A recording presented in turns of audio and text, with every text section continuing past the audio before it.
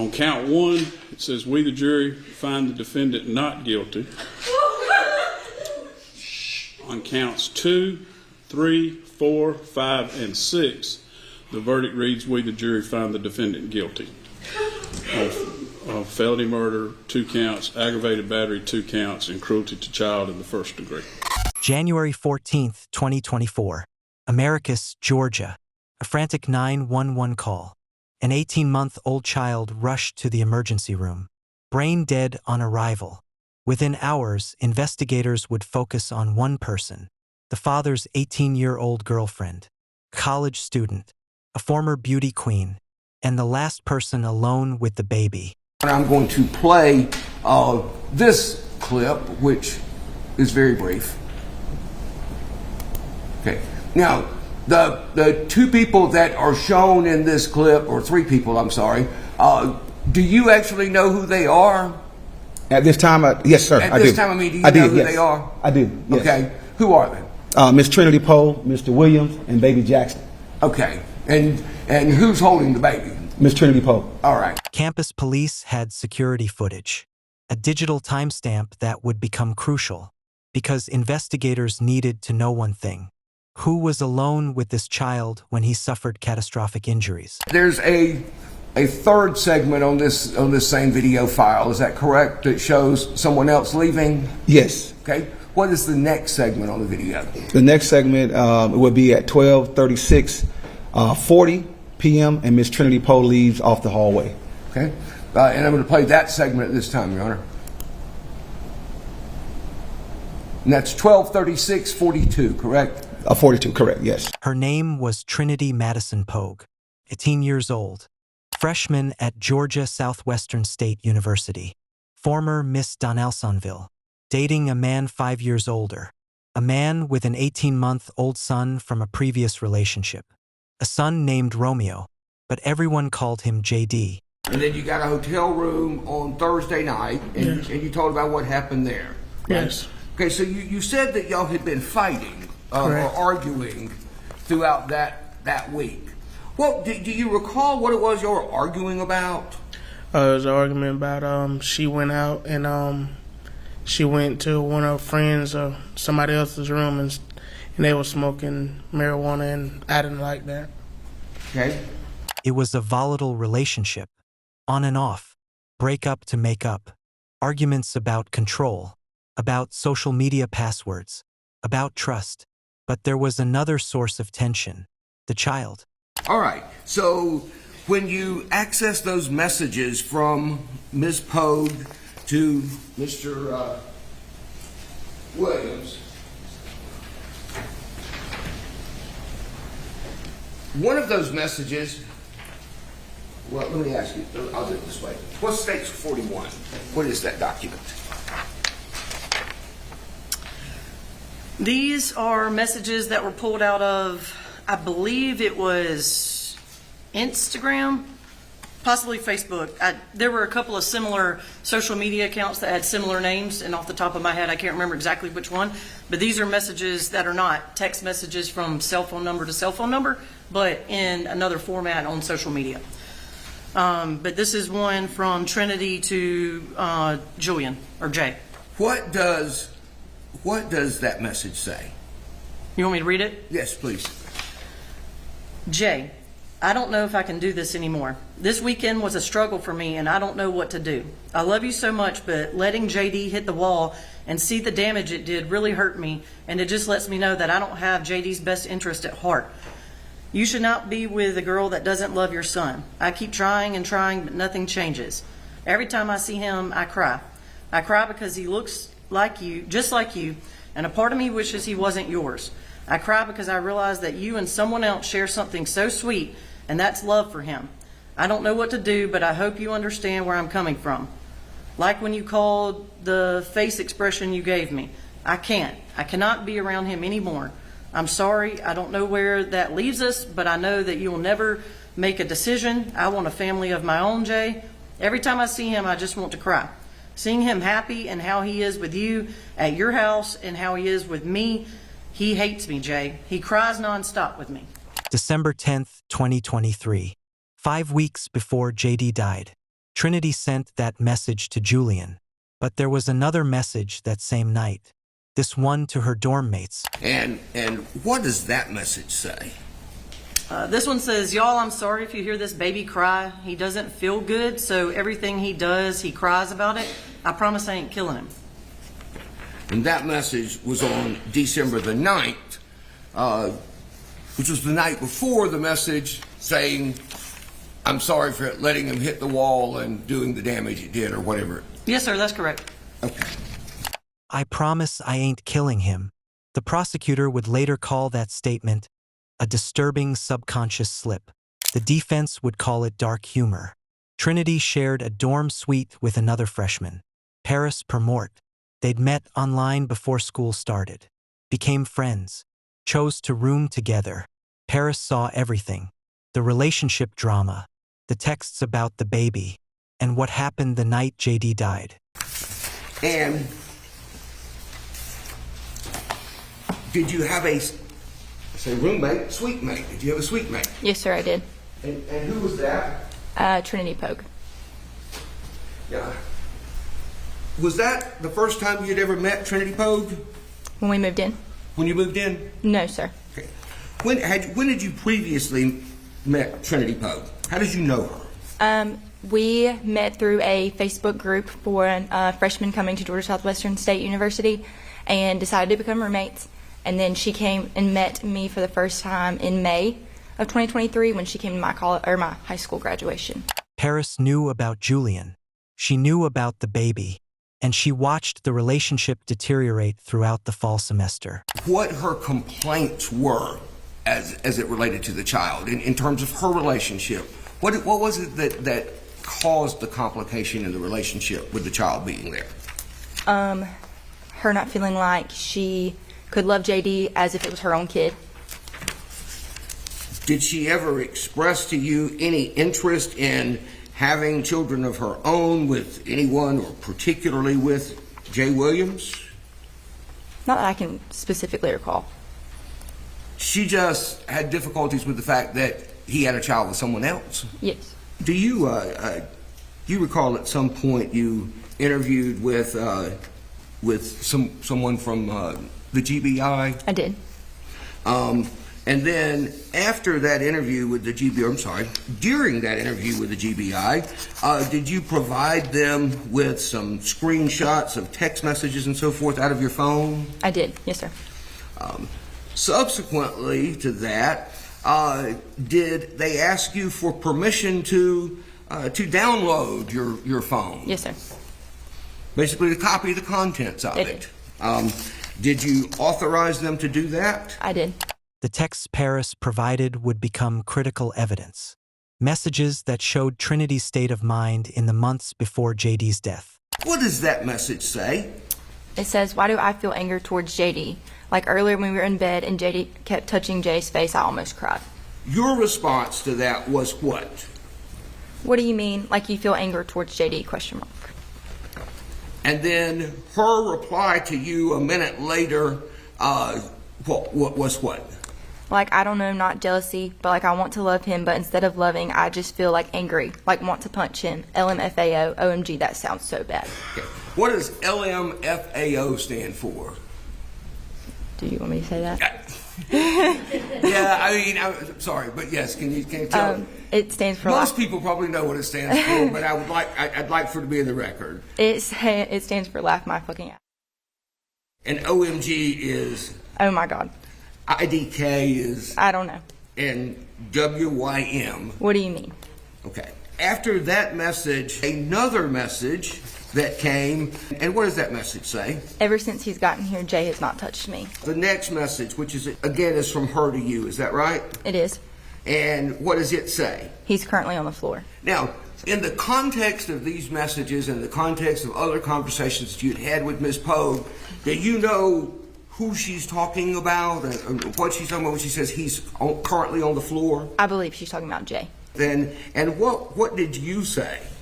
I said, I think he's just trying to take care of JD and make sure he has space and everything he needs. I don't think he's trying to come off as not wanting to touch you or be with you. But that's his baby, you know. And then she replied to that about a minute later and said what? Maybe it's just because he had a kid with someone else, and I'm just starting to realize that I can't be with someone who doesn't have my kid. And then your reply to that was what? I can understand where it may be hard to raise a kid who's not yours. August 17th, 2023. 5 months before JD died. I want to punch him. Trinity quickly added, OMG, that sounds so bad. But she sent it. What did she express to you as to how she felt about the child, and the child as it related to her relationship with Mr. Williams? I would say around the same things of she didn't know if she could love him like her own kid, that she would get angry at him when he was there. Did she ever express her anger and you know, to you? Did she ever express her anger in a way related to how she felt about the child? She would say such things as, I would want to run him over with my car. She told you that she wished she could just run him over with her car? She did.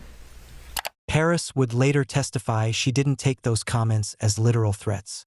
She thought Trinity was just venting. But there were more texts. November 9th, 2023. 2 months before JD died. And then after she sends that message, what's the next message that she sends to you? I promise not to touch anything, LOL. And then you sent another message, and what did your message to her say? Is he still crying? Talking about who? JD. Did he cry? A lot? I would say yes. When he was at the dorm, could other people hear him crying from time to time, or do you know? I have no idea. I was right next to her, so I could hear. You could hear him through your wall. Yeah. And it just in comparison to whatever it is that you would consider to be sort of average, you know, he cried more or less than most children you knew. I would say about the same. I didn't really think any more or less. What made him cry, generally? I'm really unsure. I mean, hungry, sleepy, tired? Yeah, normal things like he wanted to eat or he was tired. So you asked, is he still crying? And then her response at 10:35 and 21 was what? No, not right now, but Jay is trying to tell me what to do, and it's pissing me off because it's like you don't even go to sleep with your own kid. If he's sitting up, he's not going to go to sleep. And then she sends another message right after that, and what does that message say? And then I'm trying to take a shower, and I had to bathe him, and I just sat him down and let him cry because I'm not about to baby him. Not about to baby him. I just sat him down and let him cry because I'm not about to baby him. JD was 18 months old. Saturday, January 13th, 2024. Julian Williams left his home in Colquitt, Georgia with his son. They were driving to Albany to meet Trinity. She wanted to go shopping. She told him to bring JD. That night, they would all stay at her dorm. Did you end up coming back to Americus that week? Yes, Saturday. Okay. What prompted you to come back to Americus on Saturday? Saturday, she texted me and said, let's go eat. I said, where you want to eat at? I can meet you halfway. She was like, let's meet in Albany at Chipotle. I said, okay, cool, let me go get dressed. She's like, bring JD. So I said, okay. I said, you sure? She's like, yeah, bring JD. So she suggested that y'all get something to eat. Correct. And then you told her that you had JD. Yes. And her response was Bring just JD. to bring him? Yeah. Okay, so you were going to go meet her in Albany at Chipotle. Correct. And what happened when you got to Albany? I met at Chipotle. We walked in, and they was playing. I had them in my hands, and they was playing or whatever. Then she got them. Then Chipotle didn't have nothing like on the menu or whatever, so we went to walk out. And They went to Sephora, then McDonald's, then drove to Americus. Security cameras captured them entering the dorm at 10:06 p.m. Trinity was carrying JD. So you get to the dorm, and you go in, and what happens when you get inside? I take a shower. Then I blow the air mattress up. Then Okay, where's the air mattress? Where's the air mattress come at the from? foot of her bed. Okay. All right, so you blow up the air mattress and you put it where? At the foot of her bed. And what were y'all sleeping arrangements? Usually, like, one of us sleep on the air mattress with him, and the other one sleep in the bed.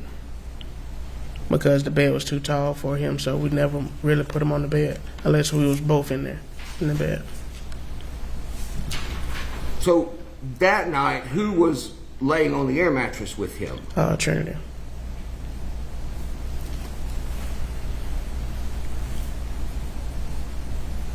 What did you do after you laid down on the bed?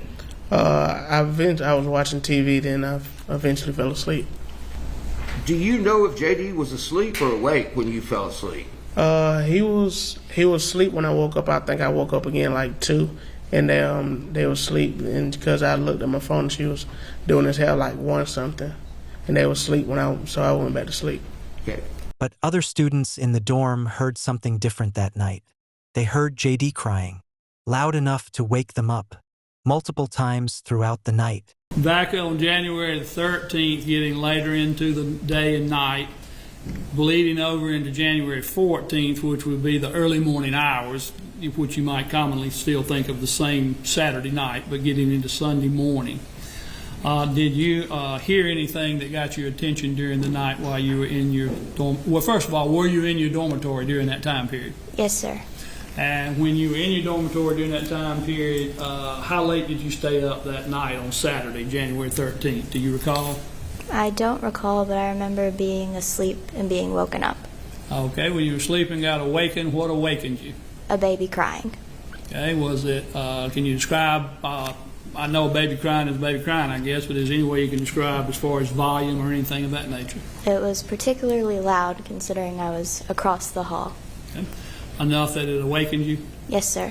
Now, after you heard the baby cry, was it just one cry, or was it baby crying, or what was going on? It was continuous and then eventually stopped. Parris Purmort, Trinity's roommate, also heard the baby crying that night, and she got text messages from Trinity, messages that would become crucial evidence, because they documented Trinity's state of mind, and they documented exactly when Julian Williams left the dorm room the next morning. The first message that she sent, who sent the first message? Trinity. And what time is that message? 9:28 p.m. What did the message say? Are you coming back in the morning? Somehow I got stuck with JD. Are you coming back in the morning? Somehow I got stuck with JD? Yes, sir. Where were you when she asked you, are you coming back in the morning? Yes, I was at work. I worked at Magnolia Manor. I was a certified nursing assistant. Okay. What do you do at Magnolia Manor? I was a certified nursing assistant, so I take care of elderly. What shift were you working then? Night shift, 7 p.m. to 7 a.m. So when she sent this message at 9:28, she said, somehow I got stuck with JD. And then what was your response to that? Yeah, I'm coming back. How'd that happen? And then she says what? He made me feel bad because it's already late and JD is being so fussy, so he asked if they could stay. And you asked what? What are y'all going to do about tonight? Her response was what? No clue. I guess I'll probably sleep on the air mattress in the sink area. I can't do being around JD anymore. He hates me and I hate him. He hates me and I hate him. Saturday night, January 13th, less than 15 hours before JD would be rushed to the hospital. Julian Williams woke up around 9:30 a.m. He got JD from the air mattress and put him in the bed between himself and Trinity. They talked about getting food, pizza. Then they took a shower, and Julian Williams left to go to Walmart and Pizza Hut. He make a noise before he start crying. He feeling, because usually he like to sleep right up on you.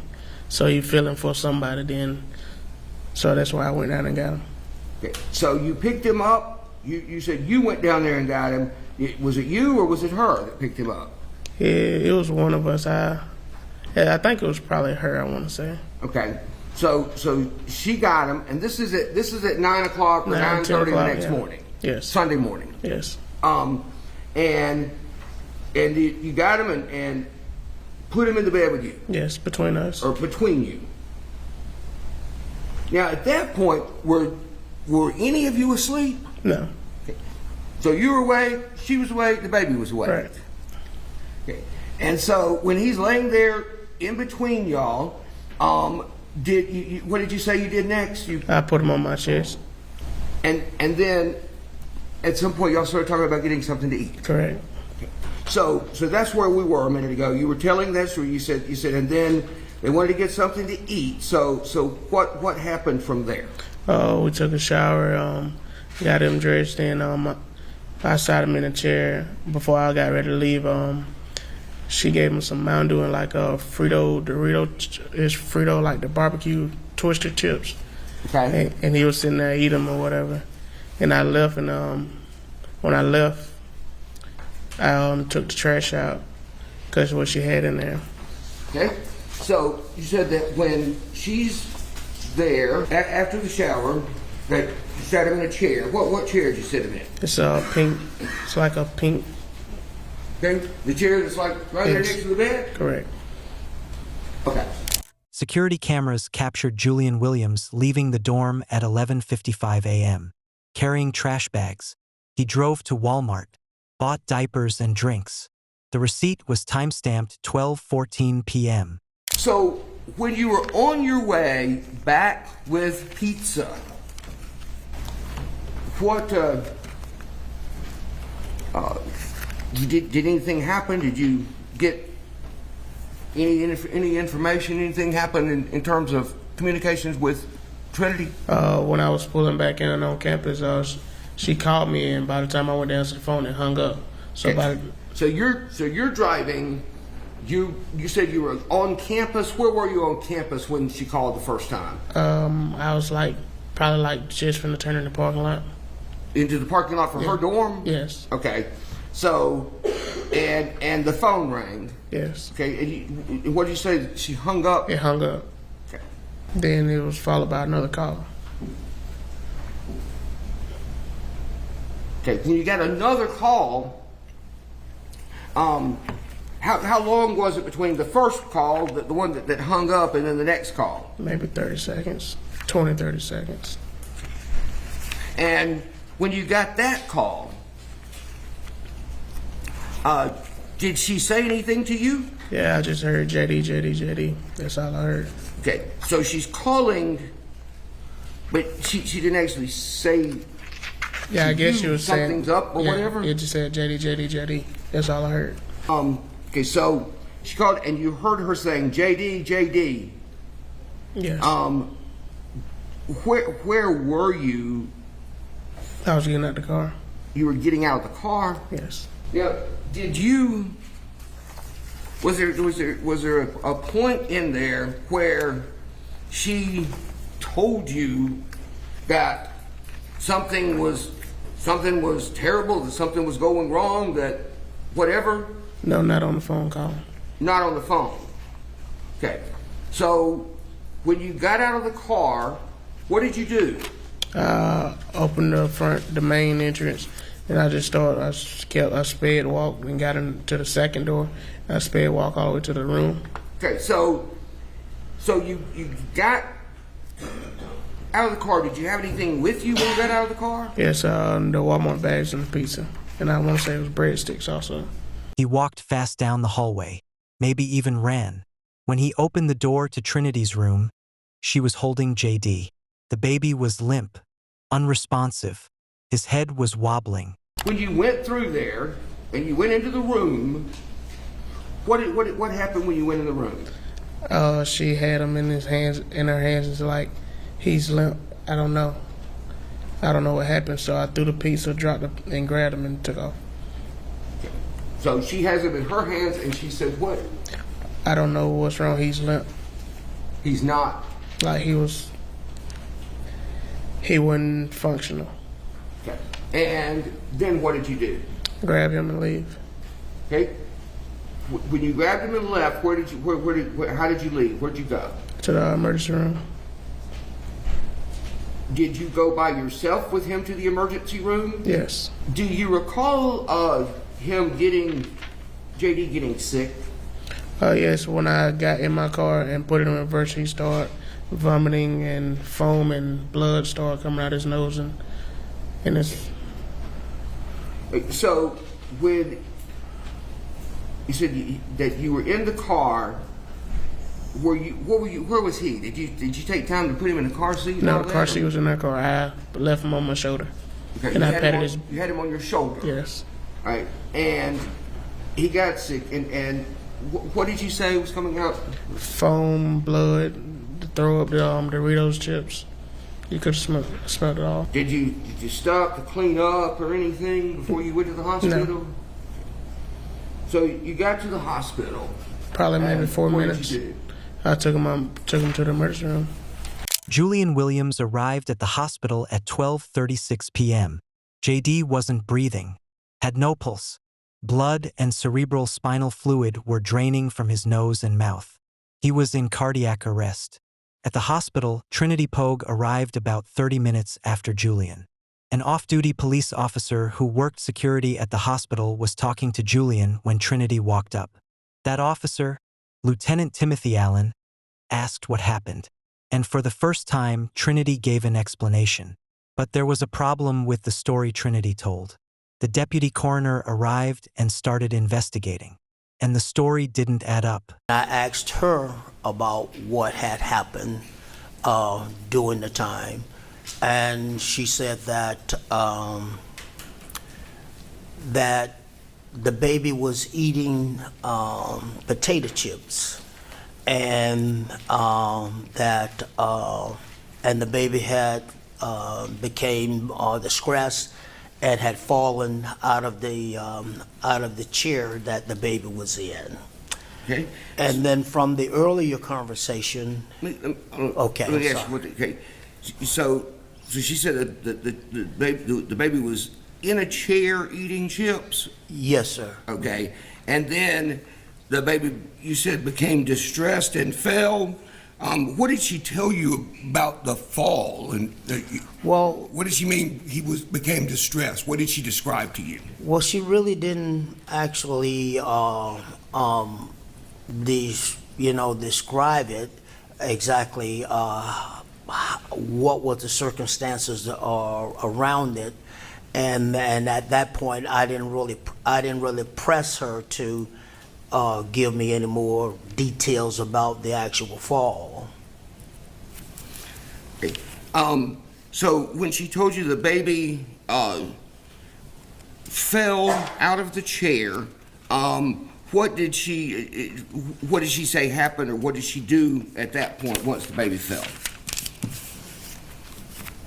Well, from the indications was that she really, from the way it was described, it happened really close together, or almost simultaneously. Like when that happened, the father came back almost at the same time. That may have occurred, that she didn't really have much time to actually do much. Based on what I had been told, I had a second time when it says girlfriend statement, and I had checked the baby, and I had asked the hospital staff, and no one had seen any evidence of chips being eaten. I asked the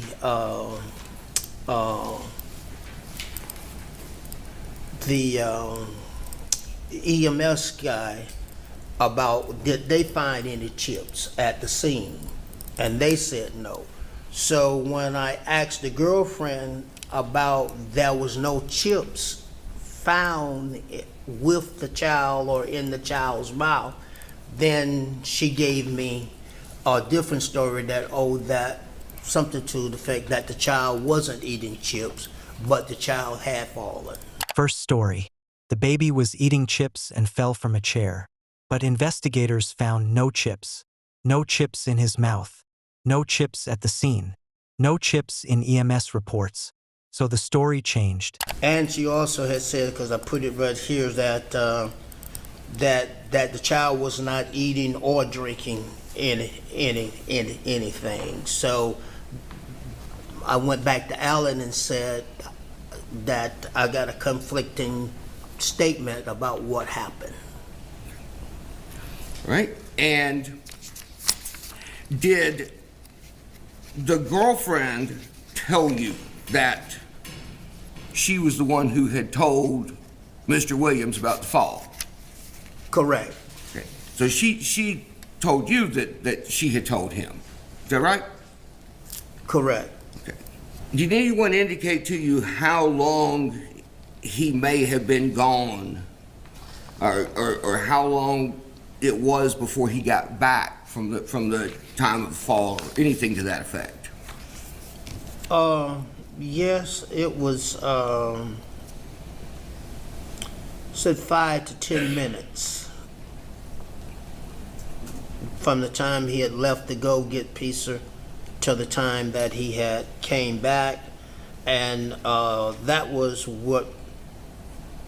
And the dad said, William said, 10 to 15 minutes that he was gone. So one of them said that he was gone. Was gone for 5 or 10 minutes, or had been gone for 5 or 10 minutes when the fall happened. Yes. The prosecutor would later tell the jury Trinity gave approximately 5 different versions of what happened, each one slightly different from the last.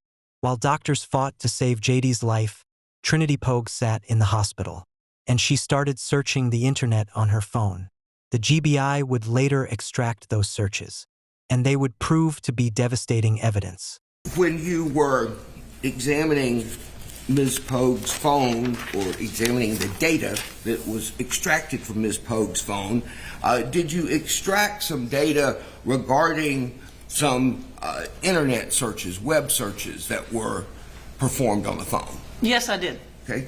Were there any from January 14th, 2024? Yes, sir, there were several.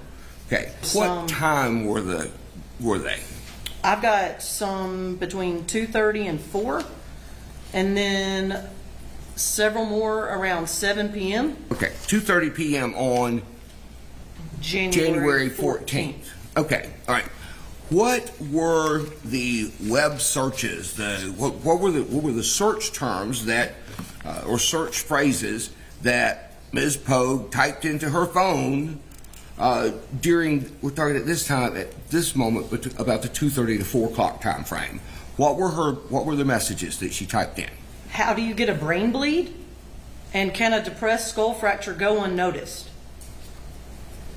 And then there were also some searches on how to deactivate Facebook. How do you get a brain bleed? Can a depressed skull fracture go unnoticed? She wasn't searching for how to help JD. She was searching for explanations. And then there were a couple of other searches related to infant brain bleeds. When you say searches related to infant brain bleeds, was infant brain bleed the search term? I don't remember if that was exactly what it was, but I also noted that there were some that consisted of phrases, what causes infant brain damage, and subarachnoid hemorrhages. Right. And then you said there were some other web searches, Google searches, that occurred later that same day? Yes, sir. There were some when I know to her to be, Trinity to be at the hospital, but there were some that I know that she was sitting at the police department waiting on me to be interviewed. Okay. So the 2:30 to 4 o'clock messages, those were, or not messages, but searches, those were where? Where was she when those were done? She was at the hospital. Okay. And then the messages or the searches at 7 p.m., where were those done? At the Americus Police Department. Okay. And what terms did those searches include?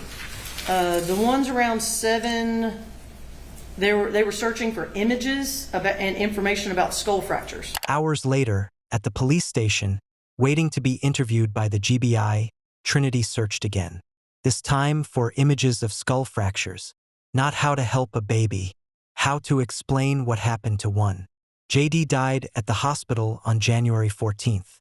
His body was transported to the GBI crime lab in Macon, Georgia, where Dr. Anthony Clark, the associate medical examiner, would perform the autopsy.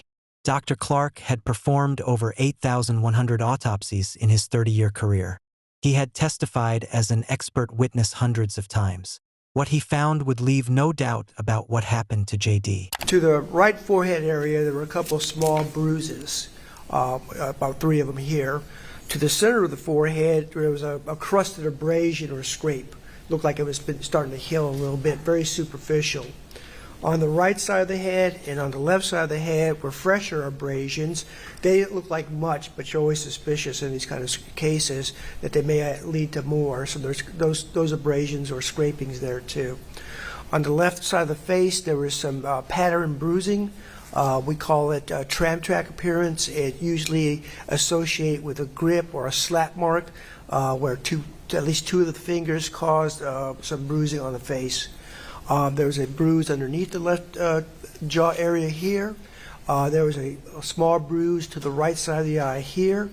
And there was some bruising that was on the back right, behind the right ear, and then what we call the mastoid area.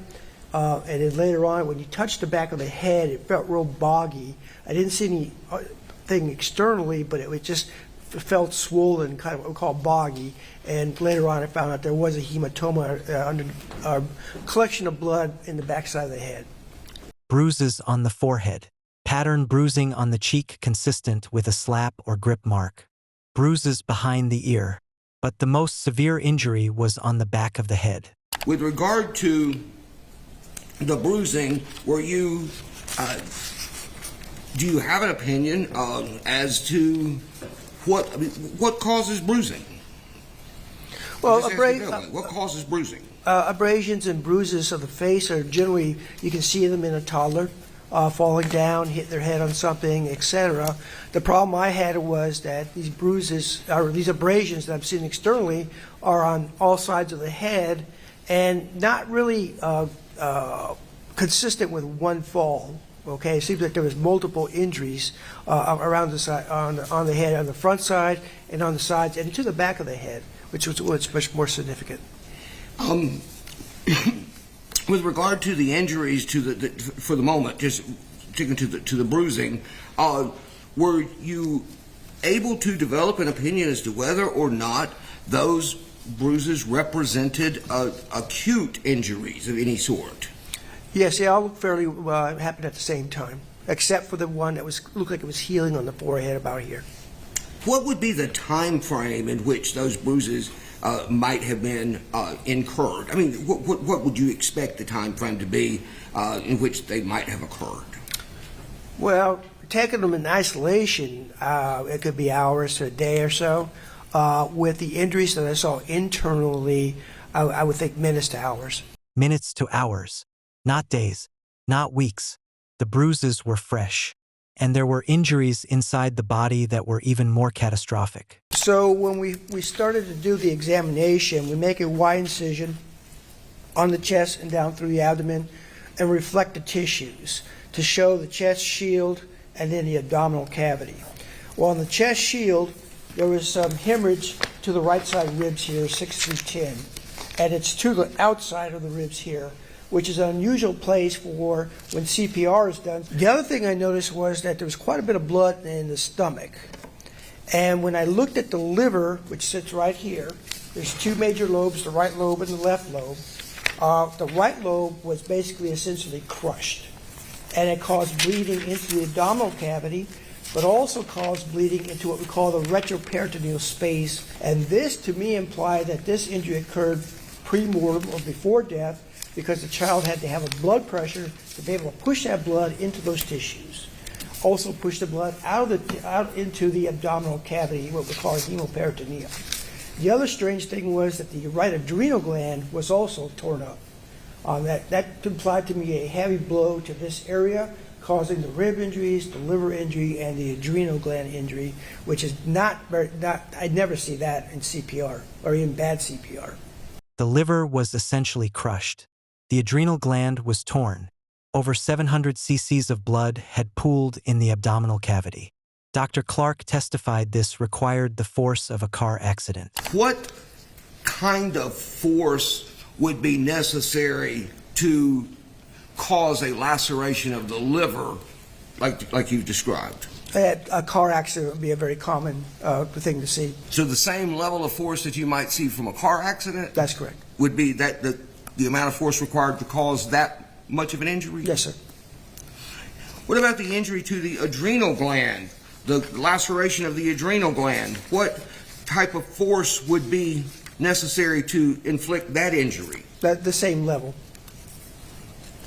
Would a single blow to the abdomen cause both of those injuries? It's a possibility, yes, sir. But the most devastating injury was to the skull, an occipital fracture at the back of the head. A fracture Dr. Clark said was unusual for accidental trauma. Is this the type of injury that you might associate with a fall from a bed? Not normally, yes, sir. Unless there's special circumstances. Are they the type of injuries that you would associate with a fall from 40 inches onto a hard surface? No, sir. Are they the type of injuries that you would associate with a fall from a chair where a child fell forward and hit the front of his head on the floor? No, sir. Are they the type of injuries that you might associate with a child rolling off of an air mattress that sits 8 or 10 inches off of the floor? No, sir. What is the distinction between, find the word I had written down, between applied force or inflicted trauma and accidental trauma? What's the difference between those? Well, in accidental trauma, generally when children hit their head, they fall off a changing station or fall off a bed, they'll get a bruise, may get a little bump. Generally not associated with any skull fractures or any significant brain injury at all. They cry, of course, mom or dad are worried. When I see something like this to me appears to be inflicted, meaning the kid is either hit with something on the back of the head or picked up, small enough to be picked up and slammed against something, a hard surface, a chair, a top of a table or something like that. Hit with something, or slammed against something. Not a fall from a bed, not rolling off an air mattress, not hitting his head on a chair. Inflicted trauma. And the timeline for when those injuries occurred was equally clear. If someone incurs an injury that, to the extent that's manifested in the photographs that have been displayed to the jury, if someone incurs an injury to that extent, when would you expect there to be an onset of symptoms, and what symptoms would you expect there to be? I would expect the symptoms would be coming in seconds to at most minutes. The child would get that kind of deer in the headlight look, may not complain nausea because they don't usually know what that means, but start to vomit, stagger around, maybe even start to have a little bit of seizure activity, not kind of maybe drooling excessively, not protecting their airway at that point in time. They're not going to be eating or drinking. They're not going to be able to be social. They're not going to be able to move around on their own in terms of standing up and walking and all that good stuff. So when you say you would expect those injuries or those symptoms to be manifested maybe as soon as seconds, but certainly within minutes of the impact, is that right? That's correct. Okay. What's the longest time period that you would expect to see between the injury and the full onset of the symptoms? These impacts, typically. Yeah, these injuries can be in a variety of ranges. So to me, with this impact, even that just single impact to the back of the head, this is one in seconds that this child's going to be having symptoms. The fact that we have brain injuries and hemorrhages to the brain itself and around the brain shows me how violent this impact was, so that to my mind, it's going to be seconds. Seconds, not hours, not the night before. The injury that killed JD happened within seconds to minutes of when Julian Williams found him unresponsive. The evidence was now clear. JD suffered catastrophic injuries that would cause immediate symptoms. Symptoms like vomiting, drooling, inability to hold up his head, loss of consciousness. Julian Williams left the dorm at 11:55 a.m. He returned at 12:30 p.m.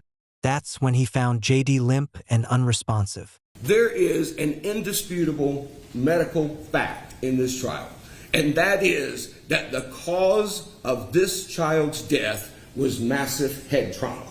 There's no question about did he die. Dr. Anthony Clark, who has served as a medical examiner both in Georgia and Florida, they all agree this child died from this wound. The time frame between the trauma and this child's death, this child's appearance at the emergency room and subsequent death, is also not reasonably in dispute in this case. None of these doctors who testified even allow for the possibility that this child's injuries were suffered the day before or the night before or even 3 or 4 or 5 hours before.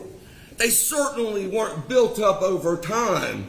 It wasn't that he had a partial occipital and parietal skull fracture, with a massive hematoma at the back of his head and 3 or 4 other brain bleeds across his head, and that they just built up over some period of weeks.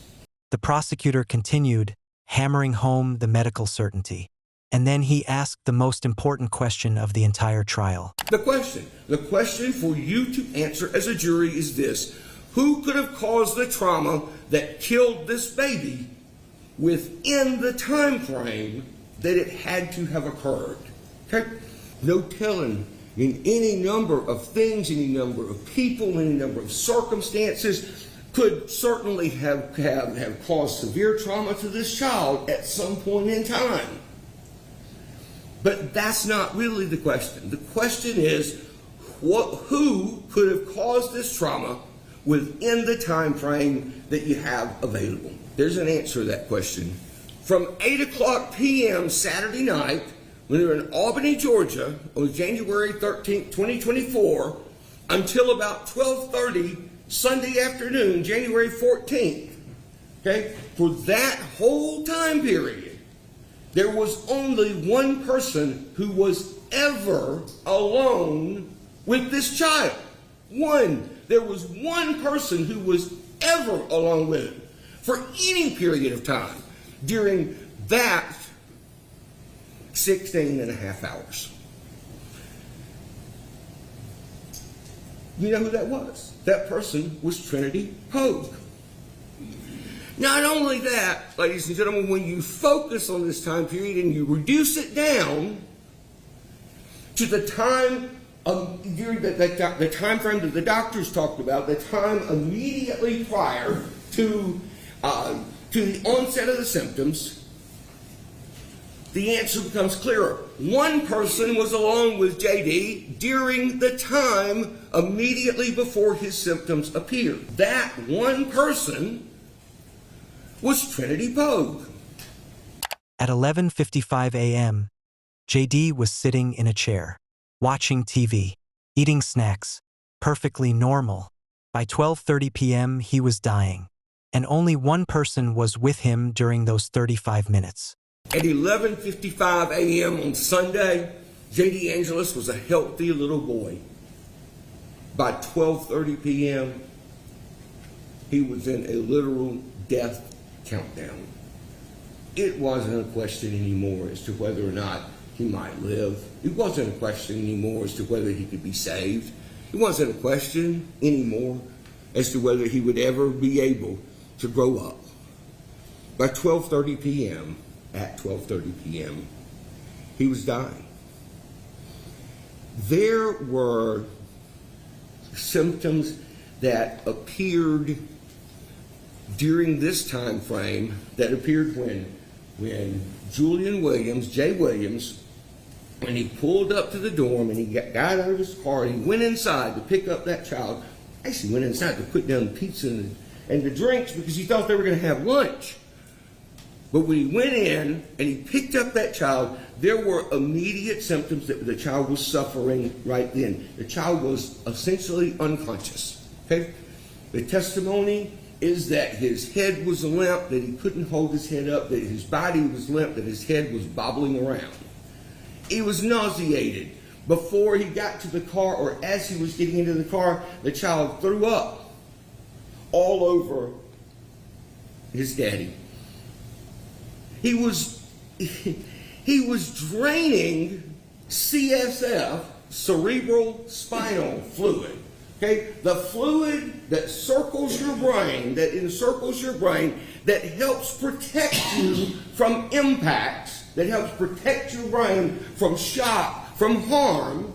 Okay, that fluid, by the time he got to the hospital, was literally coming out of his nose and his mouth. It was no longer contained here where it's supposed to be. The prosecutor told the jury to expect a smoke and mirrors show from the defense. Questions about DNA tests that weren't run. Complaints about investigations that weren't done.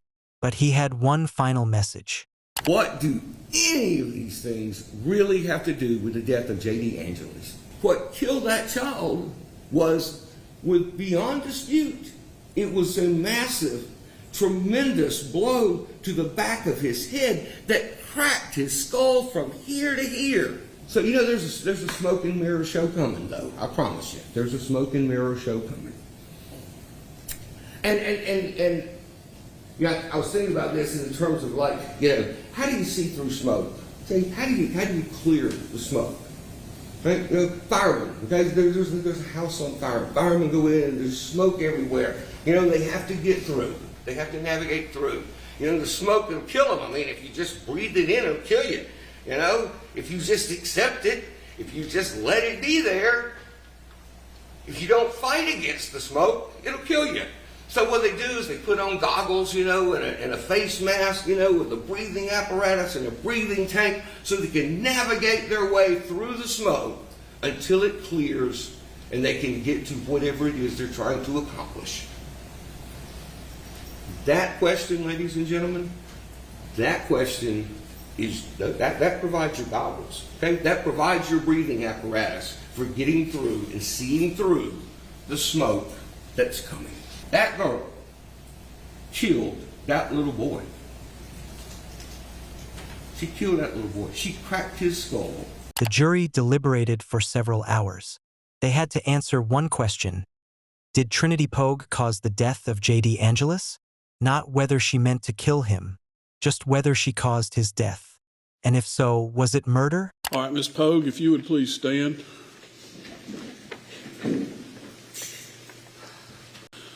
The verdict reads as follows as to each count. On count one, it says, we, the jury, find the defendant not guilty. On counts 2, 3, 4, 5, and 6, the verdict reads, we, the jury, find the defendant guilty of felony murder, 2 counts, aggravated battery, 2 counts, and cruelty to child in the first degree. Not guilty of malice murder. The jury didn't believe she woke up that morning intending to kill J.D., but guilty of felony murder, guilty of aggravated battery, guilty of first-degree cruelty to children, because the jury believed she committed an act of violence against a defenseless child, and that act resulted in his death. The sentence, life in prison with the possibility of parole after 30 years. But no sentence can bring back the life of an 18-month-old boy who deserved so much more.